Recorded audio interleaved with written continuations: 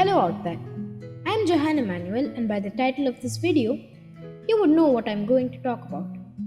I'm making this video as a part of my 7th grade project. I chose this topic because I've heard news like a dead sperm whale that washed up in Spain with 32 kilos of plastic in its stomach. Yes, I'm going to talk about that silent but violent villain that plagues the oceans: plastic.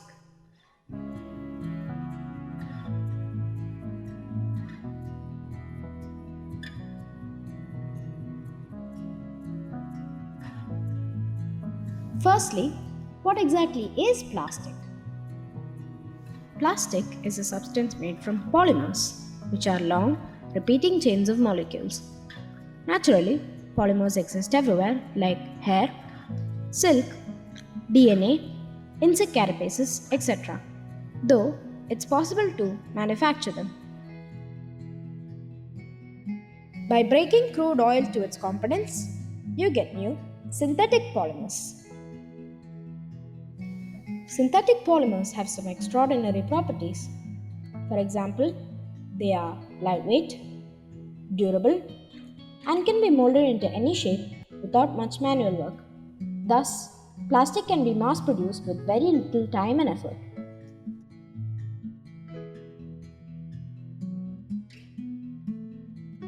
Nowadays, almost everything we have is at least partially made of plastic.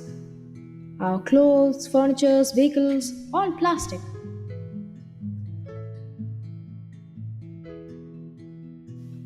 Okay, but what do we need to care about? It's made of plastic? Let it be. Plastic will come, plastic will go.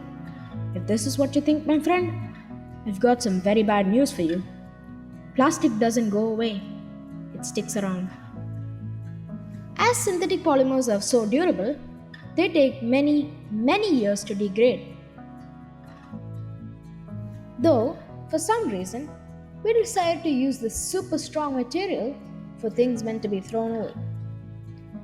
Most chocolate wrappers and single use bags are made of plastic. In fact, ever since it was made, we have been producing over 7 billion tons of plastic waste. Shocking, isn't it? Most of this plastic ends up in the ocean. In fact, so much plastic enters the ocean annually that by 2050, there will be more plastic in the ocean than ocean species. That's bad. Very bad. As plastic is ubiquitous in the waters, many sea animals have tendencies to get trapped in or swallow plastic. By 2015 already, many seabirds had swallowed plastic. When researchers dissected these dead seabirds, this is what was found in them. I know, right? So tragic. Imagine if one of us humans were found with this in our stomachs. Speaking of which, there's actually a kind of plastic called microplastics that can invade the human body. These are a type of plastics that travel up the food chain and enter the human body through seafood. Microplastics have raised concerns among scientists about the chemicals added to plastic. For example, BPA makes plastic transparent, though there is evidence it can affect the hormones in our body. And DEHP makes plastic flexible, though there is evidence it can cause a type of cancer. A measurable amount of humans were found with BPA in their urine.